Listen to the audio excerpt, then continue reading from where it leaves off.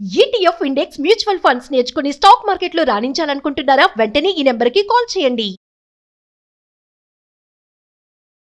నమస్తే రమగారు. రమగారు, మనము నోవెల్స్ చెప్పుకుంటూ ఉన్నాం.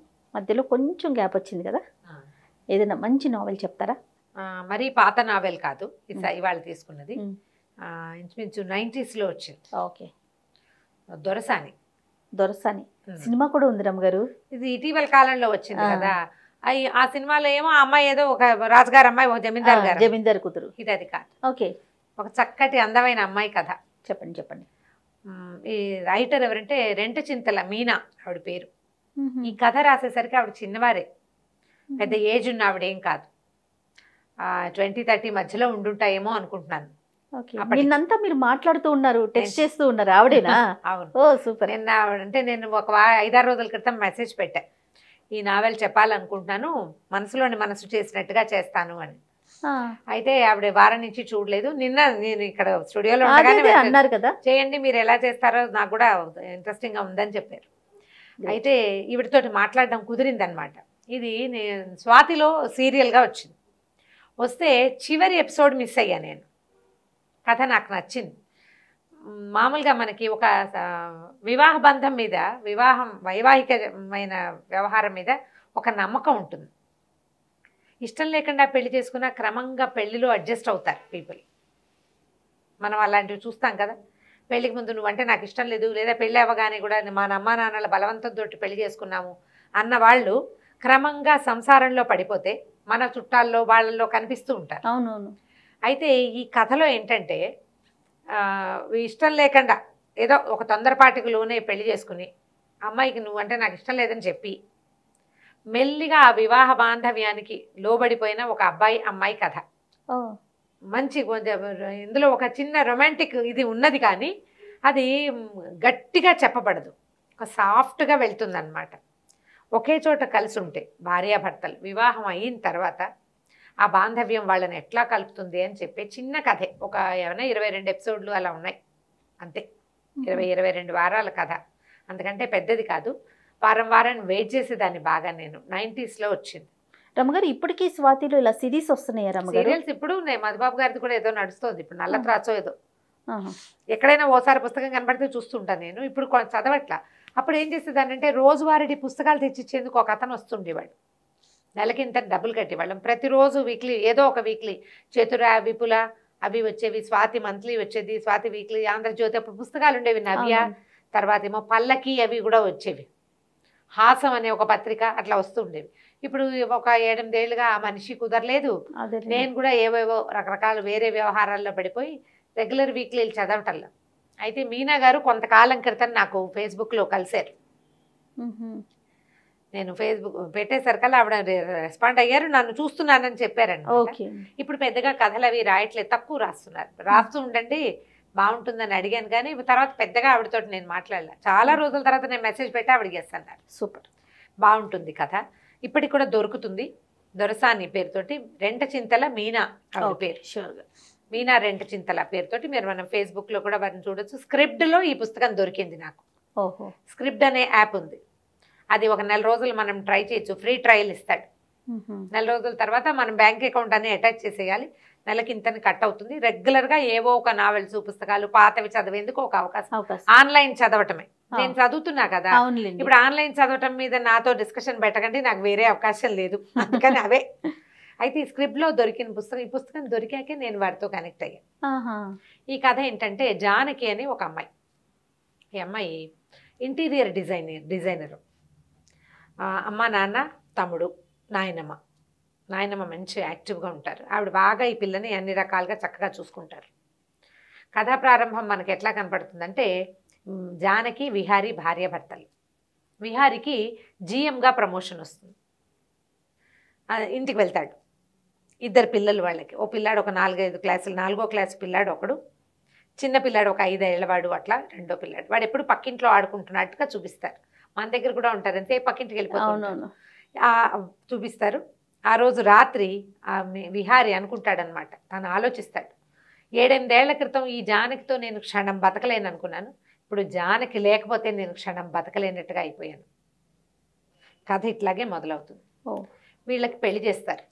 జానకికి విహారికి పెళ్ళి అవుతుంది. పెళ్ళైన రెండో రోజే, సెకండ్ డే, అత్త మావలకి అమ్మ నాన్నకి టీ తెస్తుంది జానకి. అప్పుడు విహారి అరుపులు వినపడతాయి అమ్మాయికి. నా పెళ్ళి నా గొంతు కోసేశారు, మీరు ఇట్లా మోసం చేశారు నన్ను అని చెప్పేసి అమ్మా నాన్నల మీద చెడామడా పోట్లాడతాడు. ఏం జరిగిందో అర్థం కాదు. వాళ్ళమ్మా నాన్న వీళ్ళమ్మా నాన్న ఇద్దరి మీద అరుస్తాడు, మీరు నన్ను మోసం చేశారు, మోసం చేసి పెళ్లి చేసేశారు. ఆ అమ్మాయి అప్పుడే వచ్చేసరికల్లా అతనికి ఏం చేయాలో అర్థం కాదు. ఈ అమ్మాయిని ఏమంటాడంటే, చీ నీ మొహం నేను చూడను, నువ్వంటే నాకు పరమసహ్యం అంటాడు. పిల్ల బిక్క చచ్చిపోతుంది, ఏం చేయాలో అర్థం కాదు, అసలు ఏం జరిగిందో తెలియదు. అతను వెళ్ళిపోయాక వాళ్ళమ్మా నాన్న వీళ్ళమ్మా నాన్న ఇద్దరు అమ్మాయికి చెప్తారు. వీళ్ళమ్మా నాన్న కూడా తెలుసు ఇతనికి ఇంతకు ముందే ఒక అమ్మాయితో ప్రేమ వ్యవహారం ఉంది, కళ్యాణి ఆ అమ్మాయి పేరు. అయితే ఆ అమ్మాయి నుంచి తప్పించారు ఇతన్ని అమ్మా నాన్న, ప్లాన్డ్గా తప్పించి ఈ అమ్మాయిని ఇచ్చి పెళ్లి చేశారు. ఏమని చెప్పారు అని అడిగింది. ఈ అమ్మాయి ఏంటంటే మితభాషి, కొంచెం తక్కువ మాట్లాడుతుంది. ఏమని చెప్పారు అంటే, అమ్మాయికి బ్రెయిన్ ట్యూమర్ అని చెప్పాం, అమ్మాయికి ఏదో హెల్త్ ఇష్యూస్ ఉన్నాయి. అంతకుముందే వీళ్ళిద్దరికి చాలా గొడవలు ఉన్నాయి. ఎవరికి? కళ్యాణికి విహారికి గొడవలు ఉన్నాయి. ఈ అమ్మాయికి బ్రెయిన్ ట్యూమర్ అని తెలిసాక, అయితే ఈ అమ్మాయి ఏమనుకుంటుంది, బ్రెయిన్ ట్యూమర్ అని తెలిస్తే ఇంకా అమ్మాయిని సపోర్ట్ చేయాలి కానీ వీడు పెళ్లి చేసుకోవటం ఏమిటి అనిపిస్తుంది ఈ పిల్లకి. అక్కడ జరిగిన వ్యవహారాలు ఏంటో వాళ్ళకి తెలీదు, ఈ అమ్మాయికి సరిగ్గా తెలియదు. అక్కడి నుంచి వాడు గట్టి గట్టిగా అరిచాడు కదా, నువ్వంటే నాకు అసహ్యం, నీ మొహం నేను జన్మలో చూడను అన్నాడు. అమ్మాయికి ఏం చేయాలో తెలీదు. వాళ్ళ అమ్మ నాన్న ఏమంటారు, ప్రేమంగా సర్దుకుంటుంది అనుకున్నాము, మెల్లిగా చూద్దాం, నీకు ఇష్టం లేకపోతే డివోర్స్ తీసుకుంది. కానీ ఆ మాట అంటే నిన్న పెళ్ళయింది, ఇవాళ డివోర్స్ అంటే అదేదో చేయకుండా ఉండాల్సింది కదా కదా. వీడు ఇట్లా రియాక్ట్ అవుతాడు అనుకోలేదు. పెళ్ళైన రెండో రోజే వాడికి నిజం తెలిసిపోయింది అబ్బాయికి. సరే ఏం చేస్తుంది, బిక్కమొహం వేసుకుని కూర్చుంటుంది. సరే లోపలికి వెళ్తే వాళ్ళ నాయనమ్మ ఏమంటుంది, వాళ్ళ నాన్న కొంచెం ఆలోచించు, డివోర్స్ తొందరపడద్దు, ఆలోచించమంటాడు. ఇవి పెద్దగా జానకి వాళ్ళ నాన్న లెంగ్దీగా సంభాషణలు ఉండవు, కొంచెం సింపుల్గానే ఉంటాయి. ఆలోచించు, నిదానంగా చూద్దాం, కొంచెం టైం తీసుకుందాం, డివోర్స్ తీసుకోవచ్చు కానీ దానికి తొందరపడటం ఎందుకు, ఇప్పుడే నేనే కదా పెళ్ళైంది, కొంచెం సమయం ఇస్తే ఇవన్నీ సర్దుబాటు కావచ్చు. మాకు తెలుసు విహారి చక్కటి వాడు, మంచి ఉద్యోగం, అమ్మ నాన్న చాలా మంచివాళ్ళు, ఒక్కడే కొడుకు, వాళ్ళు కూడా నీతో బాగా ఉంటారు, నీకు లైఫ్ బాగుంటుందని చేసాం. ఆ ఒకటేదో ఆ మాత్రం స్నేహాలు ప్రేమలు లేని వాళ్ళు ఎవరు ఈ రోజుల్లో. బాగుంది కదా ఆలోచన, బాగుంది. సరే అక్కడి నుంచి నాయనమ్మ ఏమంటుంది, నాయనమ్మ ఏదో సర్ది చెప్పడానికి ట్రై చేస్తుంది. ఏమంటుందంటే, మేము క్లబ్కి వెళ్తే, ఆవిడ ఒక క్లబ్కి వెళ్తుంటారు, యూత్ క్లబ్, క్లబ్కి రమ్మంటుంది. నేను ఎందుకు రావాలి, నేను రాను, అయినా యూత్ అని పేరు పెట్టుకుని నిన్నెందుకు చేర్చుకున్నారు వాళ్ళంటే, అక్కడ రవి నిన్ను అడుగుతున్నాడు రమ్మంటుంది. ఆ రవి అనేవాడికి ప్రపోజ్ చేస్తారు నాయనమ్మ.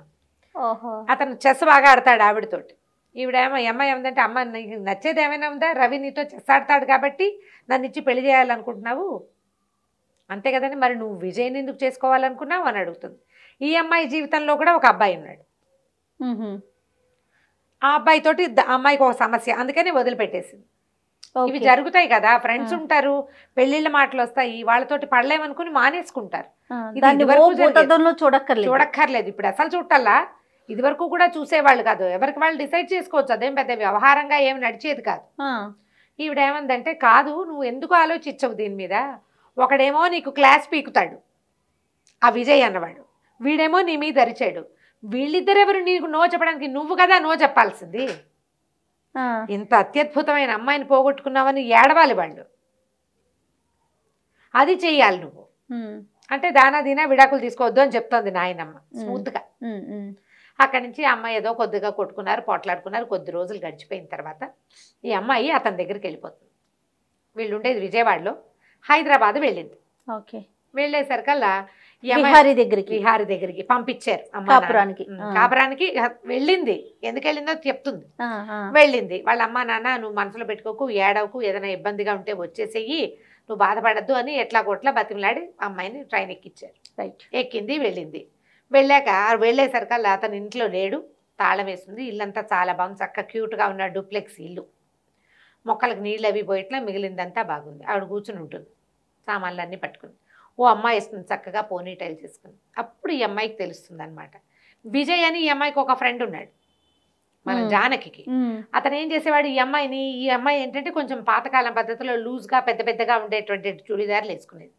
ఫ్రెండ్షిప్ అయిన కొత్తల్లో బాగానే ఉండి క్రమంగా ఈ డ్రెస్సింగ్ స్టైల్ మార్చుకో, మంచి చక్కగా బట్టలు వేసుకో, లేటెస్ట్ ట్రెండీగా ఉండు, ఐబ్రోస్ ప్లక్ చేసుకో, మస్కారా వేసుకో, జుట్టు ఇంత బారెడి జడ ఆ జడ కత్తిరించుకుని స్టైలిష్గా చేసుకోమని చెప్పేవాడు అతను. అప్పుడు జానకి ఉండదు అనుకునేది అమ్మాయి. దిస్ ఈజ్ మీ, దీంట్లోంచి మారకూడదు. ఎవరికోసమైనా మారాలా మనం? ఈ కథలో నాకు అండర్ కరెంటు 90sలో నన్ను అట్రాక్ట్ చేసింది, ఇప్పటికీ నాకు నచ్చిన పాయింట్ అది. నీలాగా నువ్వు ఉండటానికి నువ్వెవరినైనా ఎందుకు ఇంప్రెస్ చేయాలి? నిన్ను చూసి ఇంప్రెస్ అవ్వాలి. వాళ్ళ ఇంప్రెషన్ కోసం నువ్వెందుకు మారాలి? నీకు నచ్చింది నువ్వు చెయ్యి. త్రూ అవుట్ ద స్టోరీ అది నడుస్తూ ఉంటుంది. నేను నాలాగా ఉంటా, లూజు లంగడా బట్టలు వేసుకోవటం, లూజ్గా ఉండే డ్రెస్ వేసుకోవటం, పెద్ద బారెడ్ జడ వేసుకోవటం, పెద్ద బొట్టు పెట్టుకోవటం, ఐబ్రోస్ షేపు గీపు చేసుకోకుండా చక్కగా కళ్ళ నిండా కాటికి పెట్టుకుని పెద్ద జడ వేసుకుని పువ్వులు పెట్టుకోవడం అమ్మాయి స్టైలు. వీడికి అమ్మాయి నచ్చింది, కానీ అమ్మాయి స్టైల్ తనకు కావాల్సినట్టుగా మార్చేయాలని చూస్తాడు విజయ్. వాడిని భరించలేననుకుని ఈ అమ్మాయి ఆత్మాభిమానం పైకి లేచి వదిలేస్తుంది అతను. ఈ అమ్మాయిని కళ్యాణి వస్తుంది అక్కడికి. ఇది గుర్తొస్తుంది అనమాట. విజయ్కి ఎట్లా కావాలో అలా ఉంది కళ్యాణి. చక్కగా షార్ట్ హెయిర్, పోనీ టైలు, చక్కగా మంచి మాస్కారా, ఐ లాషెస్కి చక్కగా బాగా చక్కగా నీట్గా చేసిన మస్కారా వేసుకుని ఫిగర్ హగ్గింగ్ టైప్ డ్రెస్ వేసుకుని కనపడుతుంది. అబ్బో విహార్ ఏదో చెప్పాడు, మీరు భలే అందంగా ఉన్నారంటుంది. జానకి చాలా అందమైంది, కానీ కొంచెం పథకాలం పద్ధతిలో ఉంటుంది. అమ్మాయి చీర జడ అవన్నీ కూడా కాస్త కన్జర్వేటివ్ మోడ్లో ఉంటాయి.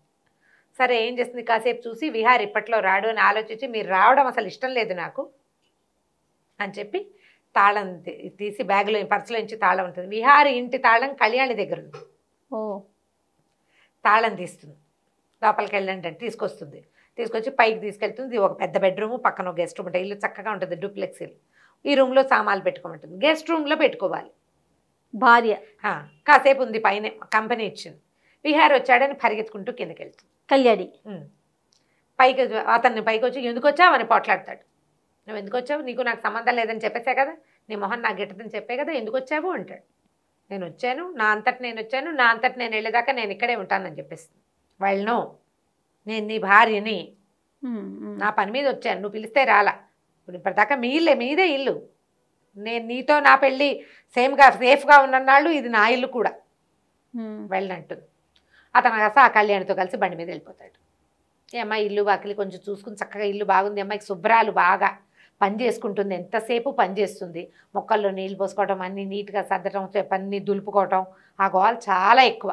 స్టార్టింగ్ నుంచి చివరి దాకా చూపిస్తూనే ఉంటారు అది కథలో. అమ్మాయి పని చేస్తుంది అని అంతా చూసుకుంటుంది. తిండికే ఉందో చూసుకుని ఏదో బ్రెడ్ పెట్టుకుని తింటుంది, పైకి వెళ్ళి పడుకుంటుంది.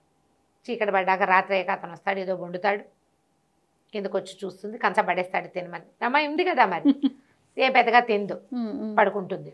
ఒక రోజు గడుస్తుంది, 2 రోజులు గడుస్తాయి. ఈ అమ్మాయి ఎందుకు వచ్చింది, ట్రాన్స్ఫర్ అయిపోయింది. ఈ అమ్మాయి ఏం చేసింది, పెళ్లి కుదిరిపోయింది, పెళ్ళి అయిపోతుంది కదా అని హైదరాబాద్ ట్రాన్స్ఫర్ పెట్టుకుంది. వాళ్ళ కంపెనీ ఇక్కడ ఉంది, అక్కడ బ్రాంచ్లో పనిచేసేది, ఉద్యోగం చేసే అమ్మాయి. మరి అమ్మాయి ఫ్యాషన్ డిజైన్, ఏమంటారు దాన్ని, ఇంటీరియర్ డిజైనర్. ఓకే, ఆర్కిటెక్చర్ చదువు ఉంటుంది బహుశా, డిజైనింగ్ చేస్తుంది ఇళ్ళు. ఇక్కడ బ్రాంచ్లో చేరాలి. ఇంకా సెలవు ఉంది, సెలవు అయ్యాక ఈ లోపల అలవాటు అవుతుంది, కాస్త ఇంట్లో ఉండి అలవాటు చేసుకుని ఆఫీస్కి వెళ్ళాలి. సరే ఇంకేం చేస్తాడు, భార్య వచ్చేసింది. ఈ లోపల ఏమవుతుంది, ఇతను ఒక కెమికల్ కంపెనీలో పనిచేస్తాడు, చాలా మంచి పోస్టులోనే ఉంటాడు. అయితే మేనేజర్ ఆయన ఎండి పిలుస్తాడు, మీ ఆవిడ వచ్చింది కదా, నువ్వు పెళ్ళాన్ని మా ఇంటికి తీసుకురమ్మంటాడు భోజనాన్ని. ఆయన రాఘవరత్న ఆయన పేరు. ఆయన భార్య కుమారుడు ఉంటారు, కూతురు కూడా ఉంది, కూతురుని చూపించారు కథలో. భోజనానికి తీసుకురమ్మంటే సరే ఏం చేస్తాడు మరి, ఈ అమ్మాయి పెళ్ళయింది, ఈ అమ్మాయి వచ్చింది, అవన్నీ ఆయనకు తెలుసు. సరే వాళ్ళ ఇంటికి తీసుకెళ్తాడు, అడుగుతాడు రమ్మ వస్తావా అని. సరే చక్కగా తయారవుతుంది. ఆ అమ్మాయి ఉంది, పట్టు చీర కట్టుకోవటం అవన్నీ స్టైలు. నేను ఫ్యాషన్ పీరియడ్కి వచ్చినట్టు వస్తున్నావు, అలా కాదంటాడు. మరి ఇప్పుడు చీర మార్చుకోవాలంటే టైం లేదు. వాళ్ళ ఇంటికి తీసుకెళ్తాడు. ఇంటికి తీసుకెళ్లేసరికి అలా వాళ్ళు విపరీతంగా ఇంప్రెస్ అవుతారు. అమ్మాయితోటి ప్రేమలో పడకుండా ఎవరూ ఉండలేరు. అమ్మాయి మనిషి ఎట్లాంటిది, పైగా మృదుభాషి, తక్కువ మాట్లాడుతుంది, ప్రశ్నకి చక్కగా సమాధానం చెప్తుంది, నిదానంగా ఆన్సర్ చేస్తుంది, అందంగా ఉంటుంది. నువ్వు పెద్ద పెద్ద కళ్ళు, కళ్ళ నిండా కాటుక, చక్కటి ముఖం, చక్కగా జడ, మంచి పట్టు చీర, కుదురుగా కుందర బొమ్మలా ఉంటే ఎవరికైనా నచ్చుతుంది కదా, గీసి పెట్టిన బొమ్మలాగా ఉంటుంది. వీళ్ళకు ఒక అబ్బాయి ఉంటాడు, ఆ రాఘవరత్నకి, గౌతమ్. ఆ అబ్బాయి కళ్ళు అంటుకుపోతాయి ఈ అమ్మాయి మీద. వీళ్ళకి తెలుసు కళ్యాణితో వీడి లవ్ స్టోరీ, 2 ఏళ్ల పాటు వాళ్ళు కలిసి తిరిగింది. కళ్యాణ్ని వదిలేసి ఈ అబ్బాయి, ఈ విహారీ జానకిని పెళ్లి చేసుకున్నది వాళ్ళకి తెలుసు. ఆ జానకి పేరు వాళ్ళకి చాలా నచ్చుతుంది. పైగా అమ్మాయి ఇంట్లో ఉన్న సామాన్లు అన్ని పక్కగా ఏవేవి ఎక్కడైనా ఉన్నాయి అంటే డిజైనర్ కదా అప్పుడు అతను చెప్తాడు ఈ అమ్మాయి డిజైనర్ అనేసరికి వాళ్ళకి ఇంకా ఎంత నిదానంగా కన్జర్వేటివ్గా ఉన్న అమ్మాయి ఫ్యాషన్ డిజైనర్ అనుకోండి ఇంటీరియర్ డిజైనర్ అంటే వాళ్ళు ఇంకా స్టైలిష్గా ఉండాలి. కన్జర్వేటివ్గా ఉన్న అమ్మాయి ఆ అమ్మాయి చేసే వర్క్ ఇవి రెండు వాళ్ళని ఆకర్షిస్తాయి. అక్కడి నుంచి కొద్ది రోజులు ఇట్లా గడుస్తుంది. పెద్దగా వీడేమంటుంది మీరు ఎలా పని చేసుకుంటున్నావు ఏంటి అని అడుగుతారు. నేనే చేసుకుంటాను పని మనిషి లేదంటే ఒక అమ్మాయింది పంపిస్తానంటారు.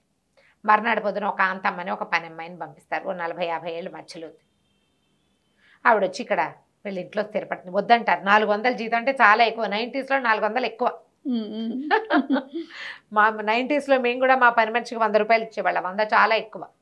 80 అసలు అప్పుడు 80 రూపాయలు మాత్రమే. 100 రూపాయల పని మనిషి కూడా ఉండేది మనకి ఇది వరకు. 100 రూపాయలు పని అంతే అంతే. ఈఎస్ఐ నుంచి లోపల రావడానికి 2 రూపీస్ ఇచ్చేవాళ్ళు అంజయ్. ఆటోకి 2 రూపాయలు ఆటో. షేర్ ఆటోలు ఉన్నాయి రమ్మగారు. నార్మల్ ఆటోలా? షేర్ ఆటోనే. మా ఈఎస్ఐలో ఎక్కితే మా ఇంటి దగ్గర మా ఏజీ కాలనీ ఎక్కి దింపడానికి 2 రూపీస్. సూపర్. సరే వద్దంటారు కానీ అమ్మాయిని ఉంచుకుంటారు. ఈ లోపల ఏమైంది పిలిచారు కదా వీళ్ళ ఇంటికి పిలిచి నిన్ను మేనేజర్ని చేస్తున్నాము తర్వాత ఏమో నీకు కారు ఇస్తాము అని చెప్పాడు రాఘవరత్న. ఈ అమ్మాయి జానకి విహారీ వాళ్ళ ఎండి కదా. Okay okay. కారు వచ్చింది, పని మేనేజర్ పోస్ట్ వచ్చింది, పని మనిషి వచ్చింది. ఓహో. ఏమంటది ఇప్పుడు పని మనిషిని వద్దన్నామనుకో బాగుండదు కదా. మీ ఓనర్ పంపించింది కారు, ఎండి పంపించింది పని మనిషి కదా అని పని అమ్మాయిని ఉంచుకుంటారు. నేను రేపొద్దున వెళ్ళిపోతా అప్పుడు నీకు ఇంట్లో ఉంటుంది తోడు. ఈ అమ్మాయి వెళ్ళిపోతుందని ఫిక్స్ అయ్యే ఇద్దరు. ఓకే సరే అక్కడి నుంచి కాంతమ్మ మెల్లిగా అమ్మాలి. ఇప్పుడు అమ్మాయి అయిందనుకో వీళ్ళిద్దరు చెరో గదిలో ఉంటారు అనే సంగతి తెలిసిపోతుంది. జానకి కరెక్ట్గా క్రాప్ చేసినట్టుగా ఉండే మనస్తత్వం. ఆ అమ్మాయి కట్ చేసేస్తుంది. నీకు అక్కర్లేదు అని చెప్పగలదు పని మనిషికి. ఎక్కువ ఇన్వాల్వ్ అవ్వనివ్వదు. పై గదుల్లోకి రానివ్వకుండా ఉంచుకుందామంటూ ఆ అమ్మాయి పని చేస్తుంది, ఈ అమ్మాయి పని చేస్తుంది. వాకిట్లో జామ చెట్లు ఉంటాయి, జామ పళ్ళు కోసి జామ్ చేస్తుంది. జామకాయలతోటి జామ్ చేస్తే నా చెట్లు ముట్టుకోవద్దని పోట్లాడతాడు కానీ జామ సీసా మాత్రం ఖాళీ చేస్తాడు. అతను ఈ అమ్మాయి ప్రజెన్స్కి అలవాటు పడతాడు. ఈ అమ్మాయి అతి నీట్గా ఉండే మనిషి. ఇల్లు శుభ్రం చేస్తుంది బాగా. ఇంట్లో ఒక ప్రత్యేకమైన వెలుగు, పక్కలు శుభ్రంగా ఉండటం, ఇల్లు ఎప్పుడు నీట్గా. ఆ డిఫరెన్స్ తెలిసిన ఇంట్లో రాగానే ఒక ప్రశాంతంగా అవుతుంది. క్రమంగా ఈ కళ్యాణికి తెలుస్తూ ఉంటుంది ఇతను ఈ అమ్మాయికి అలవాటు పడిపోతున్నాడు అని. ఇంతలో ఏమవుతుంది ఆఫీస్ ఆయన ఏమంటాడు తాజ్లో పార్టీ ఇవ్వాలని చెప్తాడు. ఆఫీసు ఎండి నేను ఇస్తాను అని చెప్తాడు ఆయన. ఆఫీసులో మరి పెళ్లి చేసుకున్నావు రిసెప్షన్ ఇవ్వద్దు. చచ్చినట్టు ఇతను తనే పార్టీ ఇవ్వడానికి ఒప్పుకుంటాడు. రాఘవరత్న వాళ్ళకి నా భార్య అని క్యాజువల్గా చెప్తాడు. ఈ జానకి మొదటి రోజు నుంచి భర్తతో ప్రేమలో పడుతుంది. తను ఒక హ్యాండ్సమ్గా ఉండే మంచి అబ్బాయి, పోట్లాటకోరు, కాస్త గయ్యమంటాడు. ఎవరో అమ్మాయితో ప్రేమలో ఉన్నాడు కానీ వీడు నా మొగుడు అనే ఒక ఫీల్ ఉంటుంది కదా, ఇతను నా సొంతం అనే భావన, పెళ్ళి, అది ఆ ఫీలింగ్తో ఎంతసేపు అతని దగ్గర అతని మీద ఒక ఆకర్షణ ఉంటుంది. అమ్మాయికి చాలా ఆకర్షణ ఉంటుంది భర్త మీద. కథ అంతా జానకి మీద నడుస్తుంది. జానకి ఆకర్షణ ఉన్నట్టు చూపిస్తారు. విహారికి చివర్లో అతను ఏ పాయింట్ల వల్ల ఈ అమ్మాయికి అట్రాక్ట్ అయ్యాడు అనేది అక్కడో వాక్యమే కనపడుతుంది కానీ అతని మీద ఆవిష్కరింపబడదు. అమ్మాయి వైపు నుంచి రాసిన కథ అనమాట. ఓకే. చదివితే భలే ఇంట్రెస్టింగ్గా సరదాగా ఉంటుంది. ఎవరో మన పక్కింట్లో ఒక కథని మనం చూసిన భావన కలిగిస్తారు. మీనా బాగా రాస్తారు. అక్కడి నుంచి ఏమవుతుంది రిసెప్షన్ పార్టీ ఇస్తారు, జనాలంతా చేరతారు, ఆఫీస్ వాళ్ళంతా. ఆఫీస్ వాళ్ళందరికీ కూడా ఈ అమ్మాయి నచ్చుతుంది. ఇప్పుడు ఆఫీసులో ప్రతి వాళ్ళకి కూడా ఈ నా భార్య అని చెప్పాలా. ఒక క్యాజువల్గా ఆ భార్య అన్నప్పుడల్లా ఈ అమ్మాయికి ఒక సంతోషం వస్తుంటుంది లోపల నుంచి. అతను క్యాజువల్గా ఒక సాధారణ పదంగా చెప్పగలుగుతాడు. పార్టీ ఇచ్చాడని పోట్లాడుతుంది కళ్యాణి. నువ్వు పెళ్ళామని అందరికీ చెప్తావా? ఈ అమ్మాయిని ఇంట్లో ఉంచుకోవటం కాకుండా మీ ఎండి ఇంటికి తీసుకెళ్ళావు, ఆఫీస్ పార్టీ ఏం చేస్తాడు? మేనేజర్గా ప్రమోషన్ వచ్చింది, కారు ఇచ్చారు, కారుకు ఒక డ్రైవర్ని ఇచ్చారు. ఆ అమ్మాయి ఆఫీస్లో చేరుతుంది, పెళ్ళయిందని చెప్తుంది కానీ భర్తను వాళ్ళకి చూపించదు. ఇతను వాళ్ళ ఆఫీస్కి రాడు, అతను కారు వాడుకోదు, నేను బస్సులోనే వెళ్తానంటుంది. మెల్లిగా రోజులు గడిస్తే ఓ రోజు వాళ్ళ అమ్మా నాన్న వస్తారు, 2 రోజులు ఉంటారు. అమ్మా నాన్న వస్తే మనం విడివిడిగా ఉంటున్నామనే విషయం తెలిసిపోతుంది. ఇప్పట్లో చెప్పకూడదు వాళ్ళకి. మెల్లిగా ఈ అమ్మాయి బెడ్ అతని రూమ్లోకి షిఫ్ట్ అవుతుంది. ఆ 2 డేస్ ఒక చిన్న క్లోజ్నెస్ వస్తుంది. వాడు అతనికి తను క్లోజ్ అవుతున్నాడని తెలిసి ఏదైనా ఒక చిన్న తేడా రాగానే వెంటనే బిగిసిపోతూ ఉంటాడు. కళ్యాణిని వదులుకోలేడు, చాలా ప్రేమిస్తాడు ఆ అమ్మాయిని. ఇంతలో ఏమవుతుంది ఈ రాఘవరత్న కొడుకు గౌతము ఈ అమ్మాయి కోసం రావడం మొదలు పెడతాడు, జానకి కోసం. బయటకు వెళ్దాం రమ్మని పిలుస్తాడు, లంచ్కి వస్తావా అని అడుగుతాడు. ఫస్ట్ టైం ఊరికే వెళ్తుంది. ఎందుకంటే ఆ అమ్మాయి చదువుకునే చదువు ఎలాంటిది, పల్లెటూరు బయట కాదు, చాలా మంది స్నేహాలే ఉన్నాయి. ఎవరితోటైనా లంచ్కి వెళ్ళటము, కాసేపు మాట్లాడటం, మంచి ఉద్యోగం తనది. అమ్మాయి చేసే ఉద్యోగంలో కలీగ్స్ తోటి కూడా ఫ్రెండ్లీగా ఉంటుంది. వెళ్తే అతను ఓపెన్గానే చెప్తాడు, మీరు ఎలాగో కళ్యాణి ఉంది, అతను నిన్ను వదిలిపెట్టేస్తాడు, డివోర్స్ తీసుకుని నన్ను పెళ్లి చేసుకోవాలి, నేను డివోర్స్ తీసుకున్నా నేను చేసుకోను అంటుంది. ఆ అమ్మాయిని ఇది అడిగి మళ్ళీ కలుసుకోవడానికి ఒప్పిస్తాడు. ఈ అమ్మాయికి నో చెప్పే అవకాశం ఇవ్వడు. నో చెప్పే అవకాశం అసలు ఇవ్వడు. ఇవ్వకుండా బాగా కబుర్లు చెప్తాడు, బాగా మాట్లాడిస్తాడు. ఈ అమ్మాయి మృదువుగా స్వీట్గా మాట్లాడే అమ్మాయి. ఇక వారం వారం కలవటం మొదలు పెడతారు. కళ్యాణి విహారీ కలుస్తూ ఉంటారు, గౌతము జానకి కూడా కలుస్తూ ఉంటారు. కొద్ది రోజులకి ఇతనికి విహారీకి తెలుస్తుంది జానకి గౌతమ్ తోటి బాగా తిరుగుతోంది బయటికి. కానీ ఈ అమ్మాయి ఎప్పుడూ అతనికి చనువివ్వదు. అతను ఆ ప్రశ్నని మళ్ళీ దొహరాయించడు. తనని ఆ అమ్మాయికి అలవాటు చేయాలని చూస్తాడు. ఈ ఏమవుతుంది, కళ్యాణి ఒక 2 రోజులు ఎక్కడికో తీసుకెళ్తుంది విహారీ బయటకు వెళ్ళిపోతారు, ఎక్కడికో వెళ్తారు. ఒక్కోసారి అతను లేటుగా వస్తాడు, రాత్రి పడుకుంటుంది, అతను పొద్దున్న లేవడు. ఈ అమ్మాయి ఆఫీస్కి వెళ్ళిపోతుంది. అతను ఇంట్లో లేడు, ఊళ్ళో లేడు అనే విషయం అమ్మాయికి అర్థం కాదు. వీళ్ళిద్దరికి సంబంధ బాంధవ్యాలు ఏం లేవు, ఒకళ్ళ కోసం ఒకళ్ళు చూడటల్లా. అసలు చూస్తూ ఉంటారు, అండర్ కరెంట్ నడుస్తూ ఉంటుంది. ఓపెన్గా ఏం చెయ్యరు వాళ్ళు. ఊరెళ్ళేసరికి కదా, ఊరెళ్ళి మీ ఆయన కళ్యాణిని తీసుకుని ట్రిప్కి వెళ్ళాడని చెప్తాడు గౌతమ్. నువ్వు వాడి కోసం చూడక్కర్లేదు, వివాహ బంధానికి విలువేం లేదు, నువ్వు డివోర్స్ తీసుకో, నన్ను పెళ్లి చేసుకో. ఇదే నడుస్తూ ఉంటుంది. అమ్మాయి ఆఫీస్కి వెళ్తుంది, వీడు ఆఫీస్కి వెళ్తాడు. అట్లా ఏమేం చేస్తున్నారు, ఎట్లా వీళ్ళు ఒకళ్ళకి దగ్గర అయ్యారు అనేది ఒక్కొక్క వాక్యంలో మాత్రమే తెలియజేస్తారు కథలో. ఒకరోజు ఈ రాఘవరత్నం మళ్ళీ ఏం చేస్తారు, మా ఇంటికి రా అని పిలుస్తారు. ఈ అమ్మాయిని ఒక్కదాన్నే, విహారీ లేడు, నువ్వు రా అంటారు.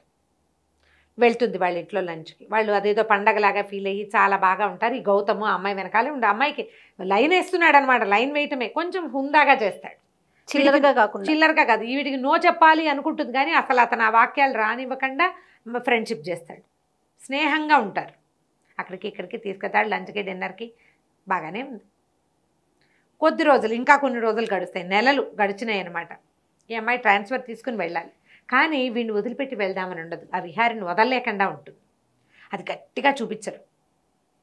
పాపం ప్రేమలో ఉన్నాడు అనుకుంటూ ఉంటుంది కానీ అతను వదిలేద్దాం అనిపించట్లేదు మనసు లోపల. ఒకరోజు రాఘవరత్నే నేను లంచ్కి రమ్మని అమ్మాయిని పిలుస్తాడు. పిలిచి ఏమిటి నీ జీవితం, ఏంటి కళ్యాణ్తోనే తిరుగుతున్నాడు, నా కొడుకు పెళ్ళైన ఆడపిల్ల వెనకాల పడ్డం నాకు ఇష్టం లేదు అని చెప్తాడు. మీ అబ్బాయికి చెప్పాలిగా ఆ మాట అనుకుంటుంది. పెళ్ళైన ఆడపిల్ల వెనకాల పడద్దంటే అతను ఏంటంటే ఈ అమ్మాయి డివోర్స్ తీసుకుంటుంది, ఈ అమ్మాయిని తను సొంతం చేసుకోవాలని చూస్తాడు. ఈ విహారికి ఈ అమ్మాయి ఫ్రీక్వెంట్గా గౌతమ్తో తిరుగుతోందని, వెళ్ళిపోతోందని ఒక మంట వచ్చేస్తుంటుంది లోపల నుంచి. తనకి ఎందుకు మంట వస్తుందో వాడికి అర్థం కాదు పాపం అతనికి. ఇలాగే నడుస్తుంది కథ, బాగుంటుంది. ప్రతి ఎపిసోడు మంచి ఇంట్రెస్టింగ్గా కనిపిస్తుంది అనమాట. అక్కడి నుంచి కాంతమ్మ వీళ్ళిద్దరికీ పడట్లేదని, వీళ్ళు సరిగ్గా ఉండరని, కళ్యాణ్ వచ్చి వీడి వెనకాల తిరుగుతుందని, రేపు నాటికి ఈ పెళ్లి విచ్ఛిన్నమైపోతుందేమోనని అర్థమైపోతుంది. పెద్దది కదా, చూస్తోందిగా ఈ అమ్మాయి ఎంత బుద్ధిమంతురాలు, అతను ఎంత మంచివాడు. కానీ వీళ్ళిద్దరి మధ్య ఒక అన్బన్ ఉంది. ఆ మూడో అమ్మాయి కళ్యాణ్ని చూస్తే విసుగు. ఓ రోజు రాత్రి వాకిట్లో ఎక్కడో ఉన్న గుడికి బయలుదేరుతుంది. 9 గంటల తర్వాత ఇక్కడ గుట్ట మీద గుడి ఉందంటే ఆ అమ్మాయితో పాటు వెళ్తాడు. నిశ్శబ్దంగా నడవటం వెన్నెల్లో, ఆ వెన్నెల్ని ఆస్వాదించటం, మాట్లాడకుండా ఉండటం. అక్కడికి వెళ్ళి కూర్చున్నాక అప్పుడు ఒకళ్ళ సంగతిలో ఒకళ్ళు మాట్లాడుకుంటారు. అసలు సంగతి చెప్తాడు, ఎందుకు కళ్యాణ్ని వదిలిపెట్టి తనని చేసుకున్నాడో ఈ అమ్మాయికి అప్పటిదాకా తెలియదు. ఇది ఈ కథకి కీలకం. అమ్మాయి చెప్తుంది, అబ్బాయి ఒకళ్ళకొకళ్ళు చెప్పుకుంటారనమాట. కళ్యాణ్కి సమ్ ఫుడ్ ఎలర్జీ ఉంది. ఆ ఫుడ్ ఎలర్జీ ఏంటంటే ఆ ఫుడ్ తీసుకున్నప్పుడు ఆ అమ్మాయికి తెక్కొచ్చింది, పోట్లాడుతుంది, దుర్భాషలాడేస్తుంది. ఎందుకు అమ్మాయి ఇరిటేట్ అవుతుందో అమ్మాయికి తెలీదు, ఎవరికీ అర్థం కాదు. ఆ అమ్మాయి ఒక సైక్రియాటిస్ట్ అపాయింట్మెంట్ తీసుకుంటే సైక్రియాటిస్ట్ రకరకాల టెస్టులు అవి ఇవి చేసిన తర్వాత ఫుడ్ ఎలర్జీ కారణమని కనిపెట్టాడు. ఎప్పుడు వీడితో పోట్లాడుతుంది, అన్నిటికీ విసుకుంటుంది, ఎంతసేపు అలుగుతుంది, ఏడుస్తుంది, నీ మొహం నేను చూడంటుంది, నా మొహం నువ్వు చూడద్దంటుంది, మళ్ళీ వచ్చేస్తుంది మామూలుగా. ఆ ఫుడ్ పొట్టలోంచి బయటకు వెళ్ళిపోయాక మళ్ళీ మామూలు అయిపోతుంది. అయితే ఈ సమయంలో ఏమైంది, అమ్మాయికి సైకాలజిస్ట్ దగ్గరికి, డైటీషియన్ దగ్గరికి అలా తిరుగుతూ ఉంటుంది. కానీ ఇతనికి నిజం చెప్పాల, సిగ్గుపడిందిట అమ్మాయి, సిగ్గుపడి చెప్పలేదు. చెప్పక ఇప్పుడు ఫుడ్ ఎలర్జీస్ని ట్రై చేయాలంటే మనం తినేవన్నీ ఈ పదార్థాలన్నీ తీయాలి కదా, ప్రతిదీ ట్రై చేసి వస్తుందా రావట్లేదో చూసుకోవాలి. ఈ ట్రయల్స్లో ఇతనితోటి కొంచెం తగ్గించుకుంటుంది. ఈ సందట్లో ఆ అమ్మాయి ఒక సైకాలజిస్ట్ దగ్గరికి ఒక సైకియాట్రిస్ట్ దగ్గరికి వెళ్తున్నది వీళ్ళ అమ్మా నాన్న చూశారు. వీళ్ళిద్దరికి కొట్లాటలుగానే ఉంది. ఆ అమ్మాయికి బ్రెయిన్ క్యాన్సరో బ్రెయిన్ ట్యూమరో అని చెప్పారు. ఇతను నీకు బ్రెయిన్ ట్యూమరా, బ్రెయిన్కి సంబంధించిన జబ్బు ఉందా అని నిలదీసి అడిగినా ఆ అమ్మాయి నిజం చెప్పదు. ఎందుకు నిజం చెప్పలేదు అని పెళ్ళైన రోజుని అతనికి పెళ్ళని అమ్మాయికి తెలిసింది. ఏడుస్తూ ఫోన్ చేసింది, ఇది నా సమస్య, ఇప్పుడు చాలా మటుకు క్లియర్ అయిపోయింది 99%. అంతా క్లియర్ అయ్యాక నీకు చెప్పాలనుకున్నాను, ఈ లోపల నువ్వు తొందరపడిపోయావని ఏడిచి మొత్తుకుంది. నీకు బ్రెయిన్ ట్యూమర్ అని మా అమ్మ నాన్న చెప్పారంటే కాదు, నేను వెళ్ళిన సైకాలజిస్ట్ దగ్గరికి ఇదిగో అని పెళ్ళైన రోజు రాత్రో తర్వాత మొత్తం ప్రూఫ్స్ చూపించేసి వీళ్ళమ్మ వాళ్ళేంటి అతని తల్లిదండ్రులు ఆ పిల్లవాళ్ళకి నచ్చల, దాని స్టైలు, దాని వేషం, దాని అలకలు, దాని దురుసు ధోరణి, యాటిట్యూడు వీళ్ళకి నచ్చలేదు. వాళ్ళకి ఒకే పిల్లాడు, కుదురుగా ఉన్న పిల్లని చేయాలనుకున్నారు. తమ ఫ్రెండ్ కూతురునిచ్చి చేయాలన్న ఉద్దేశంలో ఉండి ఈ పిల్లని తప్పించారు. ఇది అందరూ సహజంగా అమ్మా నాన్న చేసేది, అందరు అమ్మా నాన్నలు చేస్తారు. ఆడపిల్లల విషయంలోనూ చేస్తారు, మగపిల్లల విషయంలోనూ చేస్తారు. కళ్యాణి నన్ను నమ్మలేకపోయింది, నాకు నిజం చెప్పలేదు, దాంతో నేను తను మిస్ అయ్యాను. 2 సంవత్సరాల నుంచి ప్రేమలో ఉన్నాం మేము. ఇప్పటికే అమ్మాయి అలుగుతుంది, మాట్లాడకన్నాడు. అతివాగుడు కాయ జానకి నిదానంగా ప్రవహించే నది, అందులోకి దిగితే కానీ దాని మాధుర్యాన్ని అనుభవించడం మనకు తెలియదు, ఎవరికీ తెలియదు. ఈ అమ్మాయి ఏం చెప్తుందంటే విజయ్ ఉన్నాడు నాకు కూడా, కాకపోతే అతనితో స్నేహం ఉన్నది, నేను ఏనాడు అతనితో కంఫర్టబుల్గా లేను. చాలాసార్లు నన్ను ప్రపోజ్ చేసినా నేను నన్ను ముట్టుకొని కూడా ముట్టుకొని ఇవ్వలే. నాకు అలవాటు లేని వ్యక్తులు, అసలు కొత్త వాళ్ళు నన్ను ముట్టుకుంటారు, వాళ్ళు నన్ను టచ్ చేస్తారన్న భావనే నాకు కంఫర్టబుల్గా ఉండదు. ఒక్కొక్కళ్ళకి చిన్నతనాల్లో అలాంటివి ఏర్పడతాయి. అతను ఎంతసేపు నన్ను మార్చడానికి చూస్తాడు, డ్రెస్ మార్చుకో, అది మార్చుకో, ఇది మార్చుకో. నేనుగా ఎందుకు ఉండకూడదు? మా అమ్మ నాన్నలకి విజయ్కి నచ్చలేదు, నేనేదో ఒకరోజు వాడిని వీటో చేస్తానని భావించారు. వాళ్ళు టైం కోసం వెయిట్ చేశారు. నేను వీళ్ళ సంబంధం వచ్చింది అనగానే అది వదిలేసి పెళ్ళికి తిరిగాను. నీతో పెళ్ళైతే ఈకు ఇలా వచ్చింది అని చెప్తుంది. ఒకళ్ళదొకళ్ళు చెప్పుకున్నాక వాళ్ళకి అర్థమవుతుంది. ఈ అమ్మాయి అలగదు, పోట్లాడదు, ఏదైనా విషయం ఉంటే క్లియర్గా చెప్తుంది. అతను ఆ అమ్మాయి ఎలా ఉందో అలా తీసుకుంటాడు, కానీ అమ్మాయిని మార్చాలని చూడు. తన పద్ధతి అది, క్లీన్గా ఉంటుంది, నీట్గా పని చేసుకుంటుంది, ఎప్పుడూ పని చేసుకుంటుంది, తన పని తను చేసుకుంటుంది, తన డ్రెస్సింగ్ తంది, అవి బాగుంటాయి. మొట్టమొదటి రోజున తను నల్లటి పట్టుచీర కట్టుకుని రాఘవరత్న ఇంటికి వెళ్ళడానికి రోజున తను చూసి స్టన్ అయిపోయాడని తెలుస్తుంది అమ్మాయికి. Fraction of seconds. ఎంత స్టన్నింగ్గా ఉన్నా అతనికి అలవాటైన అమ్మాయి ఉంది కదా, సరే మళ్ళీ కొంచెం సర్దుకుంటారు. ఈ లోపల ఈ గుళ్ళో నుంచి తిరిగి వచ్చేసరికల్లా మర్నాడు రేపు మళ్ళీ పగటిపూట వెళ్దామని చెప్తాడు గుడికి.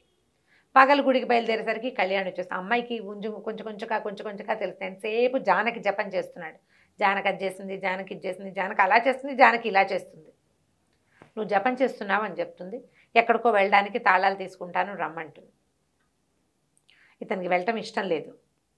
రోజులు ఇట్లా తాపీగా గడుస్తాయి. ఒకరోజు గౌతమ్ని అవాయిడ్ చేయటం మొదలుపెట్టి, ఈ రాఘవరత్నం చెప్పాడుగా పెళ్ళైన పిల్లతో మా అబ్బాయి తిరగడం ఇష్టం లేదని ఇతన్ని అవాయిడ్ చేయడానికి ట్రై చేస్తుంది. జానకి రానంటుంది.